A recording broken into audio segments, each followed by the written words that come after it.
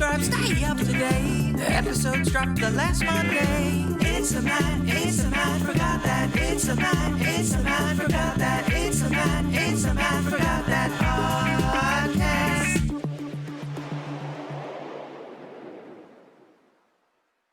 All right, welcome to the Matt Forgot That podcast, the place to recollect and reminisce. I'm your host, Matt Seroski, filmmaker, film fan. Each episode, I'm going to rewatch and review a movie or TV pilot that I've seen before but don't quite remember. It could be a blockbuster, critic's choice, or cult classic. If you want to join in on the conversation, follow me on Twitter, Instagram, and Facebook at Matt Seroski. You can subscribe to my YouTube page where I'll post videos and clips from the show. If you have any opinions on what I've reviewed, or want to share your own trip down memory lane, use the hashtag MattForgotThat on social. Before we start, there have been many iconic lines from movies. I'm gonna make him an offer he can't refuse. Here's looking at you, kid. Go ahead, make my day. You talking to me? Show me the money. You can't handle the truth. I'll have what she's having. You're gonna need a bigger boat. But there's one iconic line that almost started World War III where I worked. So this was back in the day. We had the 5 Planet of the Apes movies, the original ones. This was way before they rebooted it. I was at a movie station, and we had scheduled a marathon. And to promote the marathon, the creative team came up with a 30-second promo. And it was great. Beautifully cut, the graphics were right, it was brilliant. And it ended with a soundbite of one of the iconic lines. Take your stinking paws off me, you damn dirty ape. So the promo was sent to the department head, who reviewed it, and he came back with one note. You have to take out the word damn. And this puzzled the creative team, because that's the line. Not only that, it's an iconic line. But the department head said, I don't want to have any profanity in our promos. And the creative team shot back, but there's profanity in the movies that people are watching on the network. Then the department head replied, yes, but viewers choose to watch the movie. They don't necessarily choose to watch the promo. So if they're sitting in the commercial break and suddenly one of our promos has a profanity in it, that could be upsetting to someone. And the creative team went back, and under protest, they cut out the damned. So the sound kind of dipped a little in the promo. And no one even brought up the fact that it was just the word damned. You know what I mean? But we had a very conservative department head, and damn was not acceptable.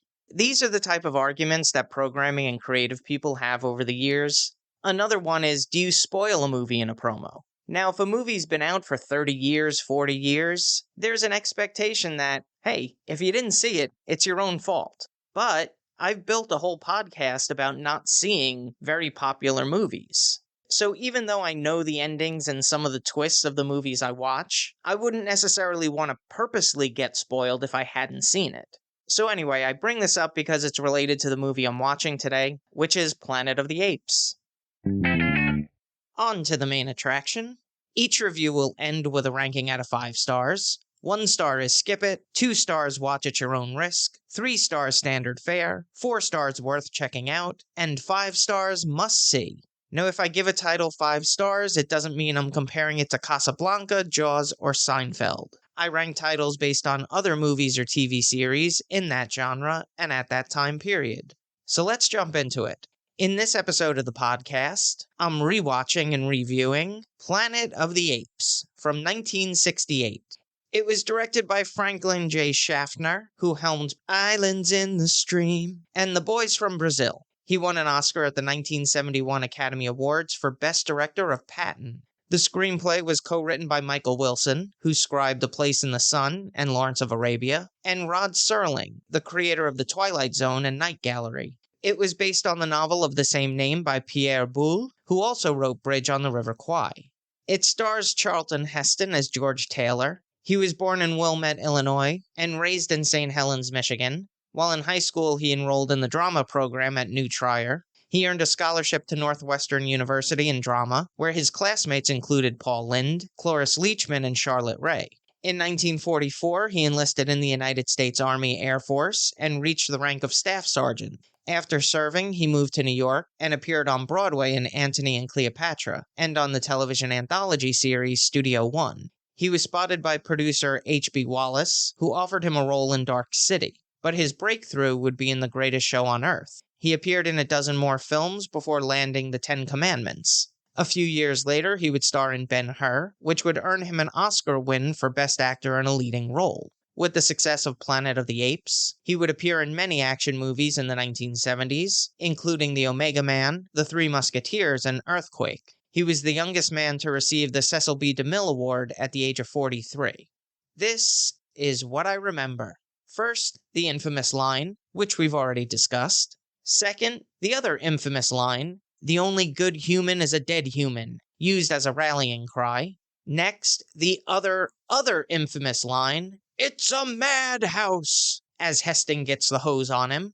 And of course, the ending, which has to be a top 10 iconic image from movie history, right? But while I have seen bits and pieces over the years, it's been a long time since I've actually seen the film. So now I'm heading off to watch the movie.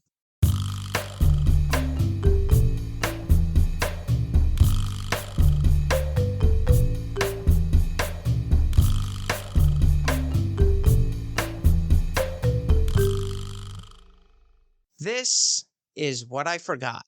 The movie starts with the spacecraft nicknamed Icarus, which has spent 6 months in deep space. It's hypothesized that the Earth has aged nearly 700 years since they left Cape Kennedy. Skipper George Taylor dictates his final report before joining his crew in the deep sleep before their 12-month trek to touchdown. The ship ends up crash landing into a lake and starts taking on water. The crew wakes up and sends out a signal to ASNA, the American National Space Administration, to alert them that they've landed.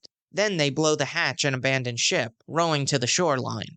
As they observe their surroundings, George Taylor believes that they're 320 light-years from Earth, on an unnamed planet in an orbit around a star in the constellation of Orion. Now that was very specific and takes some talent, especially when they didn't have Waze. They take inventory and have enough food and supplies for 3 days, though they're unsure how long a day is on the planet. As they investigate the land, they come across sinister scarecrows, which potentially serve as a warning. After they bathe under a waterfall, they notice footprint tracks in the mud. They're not alone. They spot beings taking their clothing and equipment and chase after them to find a group of primitive men and women who are enslaved by the rulers of the planet, Apes. Here's a quote without context. "What will he find out there, Doctor?" Planet of the Apes was really solid filmmaking all around. It's a good movie, but of course I have some minor quibbles with it. Even though it's called Planet of the Apes, we don't see any primates until about 30 minutes in. I mean, it wasn't going to be a surprise, right? It's in the title, so I wanted to get to the apes faster. That's when the film starts to pick up speed. The acting is really good, a little cheesy in some parts. There was one scene where a crew member plants a small United States flag into the ground, and Charlton Heston does this laugh like, ho ho ho, ha, ho ha ha, ha ha. And I'm like, what the hell was that? Why did he laugh? I just didn't understand the context at all. But outside of things like that, which I'll just overlook as 60s acting, it's pretty good. I liked the camera work, but he did 2 things that really annoy me, and it seems to be present in a lot of older movies. Whenever they want you to see something important, they do a quick zoom into it. And it's like, I'm not stupid, I get it. I see it. You don't have to zoom in, it's right there. And especially if you're in a movie theater watching it on a huge screen, you can't miss it. And also, there were a couple of times where he did shaky cam, which I don't like, and it didn't seem necessary. I did have to take a Dramamine pill. Outside of that, the sets were really impressive. The interior of the ship looked well constructed. All of the indoor sets looked like they were made from rock or stone. Just kudos to the designer. I really enjoyed seeing the landscapes. It's incredible how many places in America can be used to represent other planets, which makes you think about the moon landing. Complete joke.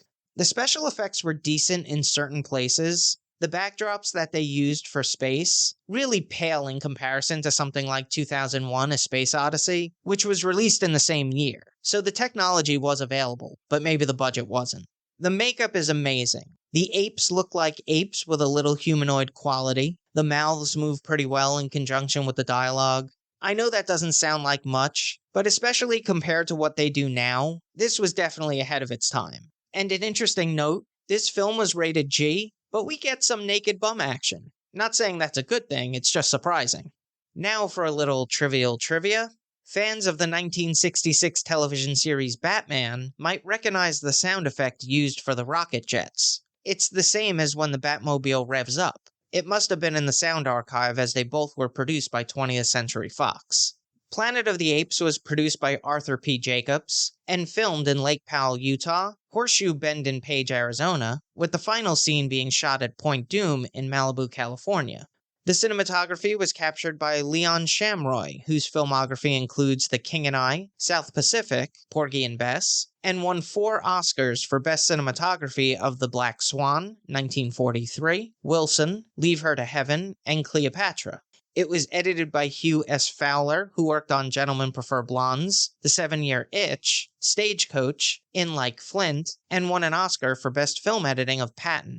The score was composed by Jerry Goldsmith, who wrote the music for Patton, Chinatown, Star Trek, Poltergeist, Gremlins, Basic Instinct, LA Confidential, and of course, one of my favorites, Alien, and won an Oscar for Best Music Original Score for The Omen. I shouldn't be surprised that the score was a highlight for me. Jerry Goldsmith has a way of really capturing the atmosphere. In this instance, he used a mixture of primal sounds, percussion instrumentation, alongside flutes and piano. It's classic Goldsmith. Now, in the beginning, we're really watching these characters explore the planet. So there are scenes of them walking around, splashing in the water, walking around some more, and these could seem kind of tedious, except for the fact that the score builds up the tension and suspense. That keeps it from being monotonous. The runtime is 1 hour 52 minutes. It had a budget of $5 million and grossed $34 million at the box office. It was nominated for 2 Oscars at the 1969 Academy Awards, Best Costume Design and Best Music Original Score for a Motion Picture.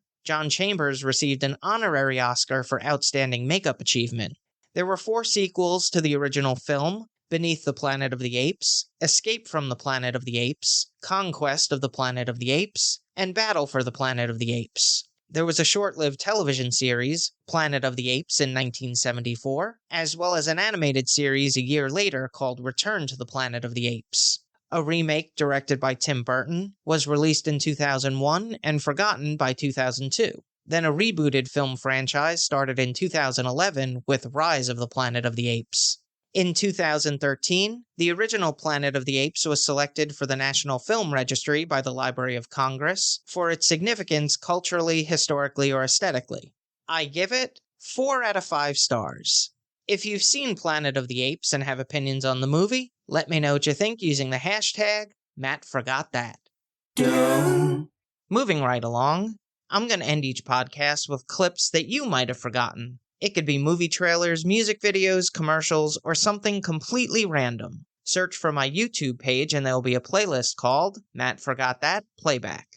Action Jackson is a movie that has haunted me, because it was released in 1988, so I probably saw it on HBO around 1989-1990, and I remember enjoying it. I liked Carl Weathers from the Rocky movies, and he was just coming off of Predator, which is one of my favorite action movies, so I was really excited to see this movie.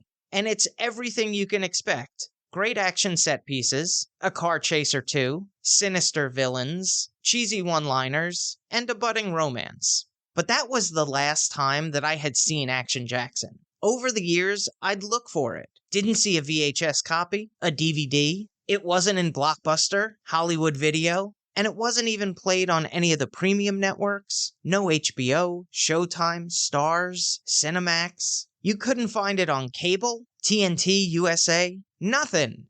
And it made me start to think that I actually imagined this movie. So because of this, I've been thinking about this movie for almost 30 years now. And I think I built it up in my head like it was an amazing movie. So last year, I finally came across a Blu-ray version of this movie. And I immediately ordered it. I couldn't have been more excited the day it came in, and I watched it that night. I have to tell you, it lived up to the hype. Everything I said before still rings true. It's probably a little cheesier than other action movies that I'd seen, but it was a great vehicle for Carl Weathers. You could tell he was having a lot of fun with it. It had a great cast, co-starring Vanity, a singer and a Prince protege who transitioned to acting, Craig T. Nelson from Coach, Sharon Stone of Basic Instinct fame. This would be an early role for her. Tom Wilson, Biff from Back to the Future. Robert Davi from Goonies. And Bill Duke from the aforementioned Predator. It was the featured directorial debut of Craig R. Baxley, who was a stunt coordinator on Diamonds Are Forever, Conquest of the Planet of the Apes, Mr. Majestic, and Rollerball, and second unit director on Heaven Can Wait, Reds, and Predator. It was written by Robert Renew, who penned an episode of The Hitcher and Tales from the Crypt, and the screenplay for Demolition Man. The theme song, He Turned Me Out, was performed by the Pointer Sisters. It's included on their studio album Seriously Slammin' and the Action Jackson soundtrack, which featured 3 songs by Vanity. So yeah, this was a really fun movie. It encapsulates 80s action films pretty well. It did decently at the box office, but not enough to make a sequel. But Carl Weathers made another film called Dangerous Passion, which was retitled in some countries as Action Jackson 2. But it has nothing to do with the original. So I've posted a couple of clips about Action Jackson. They're all available in the Matt Forgot That playback playlist on YouTube. Check it out. That's all for this edition of Matt Forgot That. Thanks for listening to me reminisce. You can follow me on Twitter, Instagram, and Facebook at Matt Seroski. You can subscribe to my YouTube page where I'll post videos and clips from the show. If you have any opinions on what I've reviewed, or want to share your own trip down memory lane, use the hashtag MattForgotThat on social. Head over to mattseroski.com for the latest news and updates, and come back next time for the rewatch and review.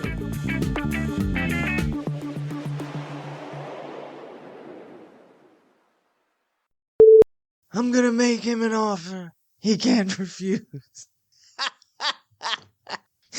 My impressions are awful. They're like the discount cereal. It's not Fruit Loops, it's Fruitios.